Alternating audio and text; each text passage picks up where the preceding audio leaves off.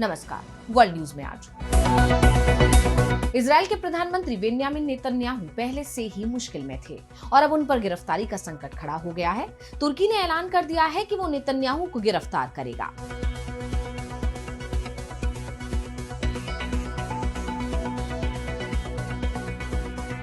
तुर्की ने नेतन्याहू और उनके 37 अधिकारियों के खिलाफ, जिसमें कई मंत्री भी शामिल हैं, युद्ध अपराध के लिए गिरफ्तारी वारंट जारी कर दिया है। गिरफ्तारी वारंट में गजा में बेकसूर लोगों की जान लेने को कारण बताया गया है। खास तौर पर जिस तरह से इजराइल ने अस्पतालों को निशाना बनाया, गजा में इजराइल के हमले में 68,000 से ज्यादा लोगों की जान गई है। इसके बाद अब तुर्की ने सख्त कदम उठाया है, तो नेतन्याहू को गिरफ्तार करेगा तुर्की। इजराइल के प्रधानमंत्री को उनके युद्ध अपराध की सजा दी जाएगी। वैसे यूएन ने भी इजराइल की तीखी आलोचना की है और आरोप लगाया है कि वो गजा के लोगों का सामूहिक सफाया करने की रणनीति बना रहा है। नेतन्याहू की बढ़ती मुश्किलों पर हम करेंगे विस्तार से चर्चा, लेकिन आइए जरा उन खबरों को भी देख लें जिन पर आगे होगी बात। अफगानिस्तान और पाकिस्तान में फिर से होगी जंग। बातचीत फेल होने के बाद एक दूसरे पर भड़के दोनों देश। कतर और तुर्की की मध्यस्थता में चल रही थी बातचीत। अमेरिका में सबसे लंबा शटडाउन, 4 करोड़ 20 लाख लोग प्रभावित। 3 दिन में 1700 फ्लाइट हुई कैंसिल। अमेरिका ने G20 शिखर बैठक का किया बहिष्कार। ट्रंप बोले दक्षिण अफ्रीका को किया जाए G20 से बाहर। दक्षिण अफ्रीका में हो रहा है G20 समिट। और चलते चलते में देखेंगे, सूर्य और पृथ्वी की दूरी अगर 10% भी हो जाए कम तो धरती पर इसका क्या पड़ेगा प्रभाव? क्या जिंदा रह पाएंगे इंसान? इन सभी खबरों पर हम विस्तार से करेंगे बात, लेकिन पहले एक नजर हेडलाइंस पर। ईरान की राजधानी तेहरान में गहराया जल संकट। ईरान के राष्ट्रपति मसूद पेजेश्कियन ने कहा कि अगर जल्द बारिश नहीं हुई तो खाली करना पड़ेगा तेहरान। जलाशयों का स्तर 100 साल के न्यूनतम स्तर पर पहुंचा। डोनाल्ड ट्रंप के आरोपों पर पाकिस्तान की आई सफाई। पीएम शहबाज शरीफ बोले 1998 के बाद नहीं किया कोई भी परमाणु टेस्ट। ट्रंप ने कहा था पाकिस्तान कर रहा है परमाणु परीक्षण। अमेरिका ने सीरिया के राष्ट्रपति को वैश्विक आतंकी प्रतिबंध लिस्ट से हटाया। अबू जुलानी से व्हाइट हाउस में मिलेंगे डोनाल्ड ट्रंप। सीरिया में मजबूत सैन्य बेस बनाने की तैयारी में अमेरिका। रूस से तेल खरीद को लेकर अमेरिका का दिखा दोहरा रवैया। भारत पर लगाए प्रतिबंध तो हंगरी को दी छूट। हंगरी 1 साल तक बिना किसी प्रतिबंध के रूस से खरीद सकता है तेल। इजराइल के प्रधानमंत्री बेंजामिन नेतन्याहू के सामने बड़ा संकट खड़ा हो गया है। उनकी गिरफ्तारी की तैयारियां शुरू हो गई हैं। इजराइल के अंदर तो पहले से ही नेतन्याहू के खिलाफ मुकदमा चल रहा है और खबरें यहां तक आ रही हैं कि नेतन्याहू की गिरफ्तारी भी हो सकती है, जिससे बचने के लिए वो इजराइल को जंग में उलझाए हुए हैं। एक देश से शांति समझौता होता है तो दूसरे के साथ इजराइल की जंग शुरू हो जाती है। जंग के नाम पर नेतन्याहू कानून के फंदे से बचने की कोशिश कर रहे हैं, लेकिन अब ये जंग ही उनके गले का फंदा बनती दिखाई दे रही है। अंतर्राष्ट्रीय क्रिमिनल कोर्ट तो साल भर पहले ही नेतन्याहू के खिलाफ गिरफ्तारी वारंट जारी कर चुका था, लेकिन अब तुर्की ने नेतन्याहू को गिरफ्तार कर जेल में डालने का ऐलान कर दिया है। तुर्की ने इजराइल के प्रधानमंत्री बेंजामिन नेतन्याहू और उनके साथ कई दूसरे 37 सीनियर इजरायली अधिकारियों के खिलाफ गिरफ्तार वारंट जारी कर दिया है, जिसमें रक्षा मंत्री इजराइल काट्ज, राष्ट्रीय सुरक्षा मंत्री इतामार बेन-ग्वीर और सेना प्रमुख लेफ्टिनेंट जनरल इयाल जमीर शामिल हैं। तुर्की की तरफ से जारी गिरफ्तारी वारंट में कहा गया है कि 17 अक्टूबर 2023 को अल अहली वेबटिस्ट अस्पताल पर हुए हमले में 500 लोगों की जान चली गई। 29 फरवरी 2024 को इजरायली सैनिकों ने जानबूझकर चिकित्सा उपकरण नष्ट कर दिए। गजा की नाकाबंदी कर दी गई और पीड़ितों को मानवीय सहायता नहीं मिल पाई। वारंट में गजा पट्टी में तुर्की की तरफ से निर्मित और मार्च में इजरायली बमबारी में नष्ट किए गए तुर्की फिलिस्तीनी मैत्री अस्पताल का भी जिक्र किया गया है। ये बात तो आप जानते ही हैं कि तुर्की के राष्ट्रपति रेसिप तैयप एर्दोगान हमास का खुलकर समर्थन करते रहे हैं, लेकिन ये पहली बार है जब उनकी तरफ से इजराइल के प्रधानमंत्री का गिरफ्तारी वारंट जारी किया गया है। तुर्की के इस ऐलान के बाद इजराइल दबाव में दिखाई दे रहा है। पहले से ही दोनों देशों के बीच तनाव देखा जा रहा है, खास तौर पर सीरिया के मुद्दे को लेकर। सीरिया में इस वक्त जो सरकार है वो तुर्की समर्थक है और सीरिया का बॉर्डर इजराइल से लगा हुआ है। ऐसे में तुर्की के ऐलान से नेतन्याहू जरूर दबाव में दिखाई दे रहे हैं। तुर्की के इस ऐलान का फिलिस्तीनी समूह ने स्वागत किया है। हमास की तरफ से कहा गया है कि तुर्की के लोगों और उनके नेताओं के ईमानदार रुख दिखाते हुए एक सराहनीय कदम उठाया है, जो न्याय, मानवता और बंधुत्व के उन मूल्यों के प्रति प्रतिबद्ध है जो उन्हें हमारे उत्पीड़न फिलिस्तीनी लोगों से जोड़ते हैं। इजराइल की तरफ से भी इस पर प्रतिक्रिया सामने आई है। इजराइल के विदेश मंत्री गिदोन सार ने इसे तुर्की के राष्ट्रपति एर्दोगन का पीआर स्टंट करार दिया है।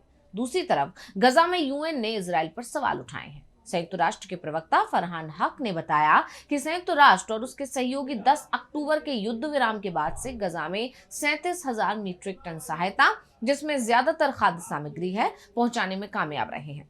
लेकिन अभी और अधिक सहायता की आवश्यकता है। इजराइल की तरफ से मानवीय सहायता को सीमित किया गया है। गजा में प्रवेश के लिए सिर्फ 2 रास्ते दिए गए हैं। पहला अल करारा, जिसे किसुफिम के नाम से भी जाना जाता है, और दूसरा है Karim Abu Salem Kerem Shalom crossing. Israel से उत्तरी गजा तक या मिस्र से दक्षिणी गजा तक कोई सीधी पहुंच नहीं है। संयुक्त राष्ट्र की तरफ से कहा गया है कि प्रभावित क्षेत्र में सहायता पहुंचाने के लिए गजा में सभी प्रवेश द्वार खोल दिए जाने चाहिए। इस बात का कोई कारण नहीं बताया गया कि इजराइल के साथ उत्तरी प्रवेश द्वार क्यों बंद रखे गए हैं। फलस्तीनी शरणार्थी एजेंसी UNRWA के पूर्व प्रवक्ता क्रिस गनेस ने कहा कि इजराइल गजा को सहायता रोककर युद्ध अपराध कर रहा है। गुनेस ने यह भी कहा कि हजारों फलस्तीनियों के सामने खाने का संकट है। अगर इजराइल गजा पट्टी में मानवीय सहायता पहुंचाने के अपने दायित्व को पूरा नहीं करता है तो दुनिया भर के देशों को उसके खिलाफ सख्त कार्रवाई करनी चाहिए। इजराइल की इच्छा है कि फलस्तीन में कोई भी जिंदा नहीं रहे। वो उसका जातीय सफाया करना चाहता है और एक तरफ इजराइल युद्ध विराम समझौते का पूरी तरह से पालन करने को तैयार नहीं दिख रहा है, तो दूसरी तरफ हमास समझौता पूरी तरह से लागू कर रहा है। सभी जीवित बंधकों को पहले ही रिहा किया जा चुका था। 28 बंधक जो जीवित नहीं हैं, उनमें से 22 के शव को वापस लौटाया जा चुका है, जिनमें 19 इजरायली, 1 थाई, 1 नेपाली और 1 तंजानियाई युवक शामिल था। अब बात अफगानिस्तान और पाकिस्तान के बीच बढ़ते टकराव की। इस्तांबुल में तुर्की और कतर की मध्यस्थता में पाकिस्तान और अफगानिस्तान के बीच सीजफायर को लेकर चल रही बातचीत नाकाम साबित हुई है। बातचीत में पाकिस्तानी प्रतिनिधिमंडल का नेतृत्व इंटर सर्विसेज इंटेलिजेंस के महानिदेशक लेफ्टिनेंट जनरल असीम मलिक ने किया, जबकि अफगान पक्ष का प्रतिनिधित्व जनरल डायरेक्टरेट ऑफ इंटेलिजेंस के प्रमुख मौलवी अब्दुल हक वसी कर रहे थे। ये काबुल और इस्लामाबाद के बीच बातचीत का तीसरा दौर था, लेकिन दोनों देशों के बीच जो टकराव चल रहा है वो रुकता नहीं दिख रहा है, जिसके बाद से पाकिस्तान भड़क उठा है। पाकिस्तान के रक्षा मंत्री ख्वाजा आसिफ ने साफ कर दिया है कि जंग जरूर होगी। युद्ध विराम तभी तक लागू रहेगा जब तक अफगानिस्तान की जमीन से कोई हमला नहीं होता। इस बीच इस्तांबुल में हुई बातचीत को लेकर पाकिस्तान और तालिबान मध्यस्थों पर ही सवाल उठाने लगे हैं। तालिबान ने तुर्की पर पाकिस्तान का पक्ष लेने का आरोप लगाया, तो पाकिस्तान ने कतर पर तालिबान का पक्ष लेने का आरोप लगाया है। बातचीत फेल होने को लेकर पाकिस्तान के रक्षा मंत्री ख्वाजा आसिफ ने कहा, काबुल ने अभी तक लिखित गारंटी नहीं दी कि अफगान सरजमी से पाकिस्तान पर TTP के हमले नहीं होंगे। तालिबान सरकार सिर्फ मौखिक आश्वासन दे रही है और ये गंभीरता की कमी को दर्शाता है। अफगान नेतृत्व के भीतर कई लोग ऐसे हैं जो चरमपंथी समूह को संरक्षण दे रहे हैं, इसलिए अफगानिस्तान के साथ संबंध सामान्य नहीं हो सकते। पाकिस्तान ने साफ कर दिया है कि अगर TTP ने पाकिस्तान में कोई हमला किया तो इसे जंग माना जाएगा और पाकिस्तान की सेना अफगानिस्तान पर हमला कर देगी। दूसरी तरफ तालिबान ने बातचीत फेल होने के लिए पाकिस्तान को जिम्मेदार बताया। तालिबान की तरफ से कहा गया है कि पाकिस्तानी पक्ष तहरीक तालिबान के हमलों को रोकने को लेकर तो अड़ा हुआ था, लेकिन वो इस्लामिक स्टेट खुरासान के हमलों को लेकर बात करने के लिए तैयार नहीं था। पाकिस्तान ISKP के आतंकियों को अफगान शरणार्थियों के साथ भेज रहा है, जिसका मकसद अफगानिस्तान में आतंकी हमले करने हैं। बातचीत नाकाम होने के बाद एक तरफ जहां पाकिस्तान फिर से अफगानिस्तान पर हमला करने की धमकी दे रहा है, तो दूसरी तरफ तालिबान ने भी साफ कर दिया है कि अगर जंग थोपी जाती है तो वो पाकिस्तान को जवाब देगा। अफगान सरकार में जनजातीय मामलों के मंत्री नूरुल्लाह नूरी ने पाकिस्तान के आर्मी चीफ और रक्षा मंत्री की धमकी पर पलटवार करते हुए कहा कि पाकिस्तानी अधिकारियों को बड़बोलेपन से बाज आना चाहिए, क्योंकि हमारे सब्र की एक हद है। पाकिस्तानी रक्षा मंत्री को अपने देश की तकनीक और अपनी सेना पर जरूरत से ज्यादा भरोसा नहीं करना चाहिए। अफगान लोग पहले भी बहुत मजबूत फौजों से लड़ चुके हैं। अगर अफगानिस्तान का पाकिस्तान के साथ युद्ध छिड़ता है तो फिर अफगान युवा ही नहीं, बुजुर्ग और बच्चे भी लड़ने के लिए उठ खड़े होंगे और लड़ाई को अंजाम तक पहुंचाएंगे। साफ है, पाकिस्तान और अफगानिस्तान के बीच अब कभी भी सीजफायर टूट सकता है। और अब अगली खबर में हम बात करेंगे अमेरिका में शटडाउन के प्रभाव की। अमेरिका इस समय इतिहास के सबसे लंबे शटडाउन का सामना कर रहा है। 39 दिन से सरकारी नौकरी करने वालों को वेतन नहीं मिल रहा है। शटडाउन की वजह से 4 करोड़ 20 लाख अमेरिकियों की फूड सप्लाई बंद कर दी और लाखों कर्मचारियों को छुट्टी पर भेज दिया गया है। शटडाउन को लेकर ना तो डोनाल्ड ट्रंप झुकने को तैयार हैं और ना ही डेमोक्रेट अपने कदम पीछे खींच रहे हैं। इस तनातनी में आम जनता को सबसे ज्यादा नुकसान उठाना पड़ रहा है। हाल ही में अमेरिका में चुनाव हुए, उम्मीद थी कि रिपब्लिकन की हार के बाद ट्रंप का रुख नरम पड़ेगा, लेकिन ट्रंप हार के बावजूद झुकते नहीं दिख रहे हैं, जिसके चलते अब अब अमेरिका में कामकाज ठप पड़ता दिख रहा है। अमेरिकी मीडिया के अनुसार 1000 से ज्यादा फ्लाइट कैंसिल कर दी गई हैं। विमानन विश्लेषण कंपनी सीरियम के आंकड़ों के अनुसार 7 से लेकर 9 नवंबर के लिए 1700 से ज्यादा उड़ानें रद्द हुई हैं। जिन एयरपोर्ट की सेवाएं बाधित हुई हैं उनमें Atlanta, Denver, Newark, Chicago, Houston और लॉस एंजलिस सहित अन्य शामिल हैं। फेडरल एविएशन एडमिनिस्ट्रेशन ने देश के 40 बड़े एयरपोर्ट्स पर फ्लाइट ऑपरेशंस में 4% कटौती का आदेश दिया है, जिसमें न्यूयॉर्क, लॉस एंजलिस और सैन डियागो जैसे प्रमुख हब शामिल हैं। FAA अधिकारियों का कहना है कि अगर सरकारी शटडाउन जल्द खत्म नहीं हुआ तो हवाई यातायात प्रबंधन पर भारी दबाव बढ़ जाएगा। स्टाफ की कमी के कारण सुरक्षा और टाइमिंग दोनों प्रभावित हो सकते हैं।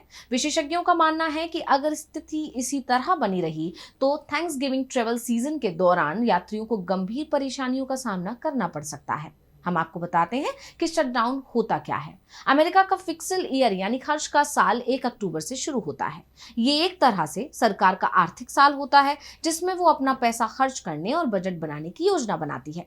कांग्रेस को 30 सितंबर तक 12 एप्रोप्रिएशन बिल पास करने होते हैं जो सरकार को पूरा साल चलाने के लिए पैसे देते हैं। इस दौरान सरकार तय करती है कि कहां पैसा लगाना है, जैसे सेना, स्वास्थ्य या शिक्षा में।